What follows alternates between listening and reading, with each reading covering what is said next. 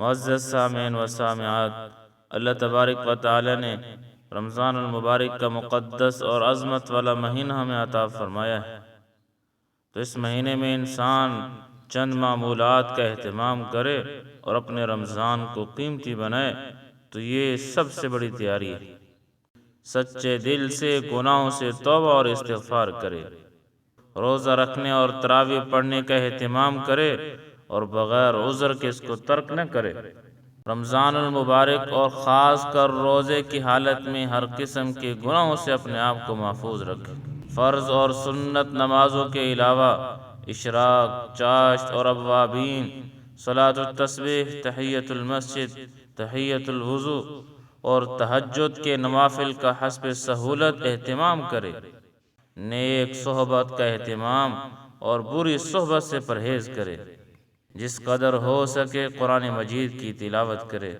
اللہ تعالی سے ہر قسم کی خیر اور بھلائی کی دعائیں مانگے، خاص کر جنت کا سوال اور جہنم سے پناہ مانگے، اور ساتھ میں تمام مسلمانوں کی فتح اور نصرت، ظلم و ستم سے نجات کی دعا کرے۔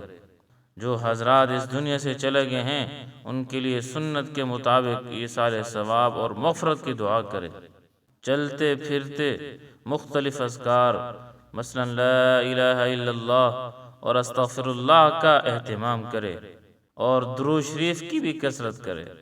رسول اللہ صلی اللہ تعالی علیہ وسلم کی سیرت اور سنت پر عمل کرنے کی کوشش کرے۔ حسب طاقت صدقہ اور خیرات میں اپنا حصہ شامل کرے۔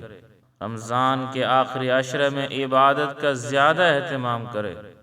ممکن ہو تو آخری عشرے میں اعتکاف کی بھی کوشش کرے۔ رمضان کے قیمتی لمحات اور اوقات کو فضول کاموں اور فضول باتوں سے محفوظ رکھنے کا بہت اہتمام کرے۔ آج کل بہت سے لوگ رمضان المبارک کے بابرکت مہینے کی قیمتی گھڑیاں گھومنے میں لگاتے ہیں اور بے جا فضول خرچی میں لگاتے ہیں، جو کہ بہت نقصان کی بات ہے۔ اس قسم کی حرکات سے اپنے آپ کو بچا کر رکھیں اور اپنے رمضان کو قیمتی بنائیں۔ اللہ تعالی عمل کرنے کی توفیق نصیب فرمائے۔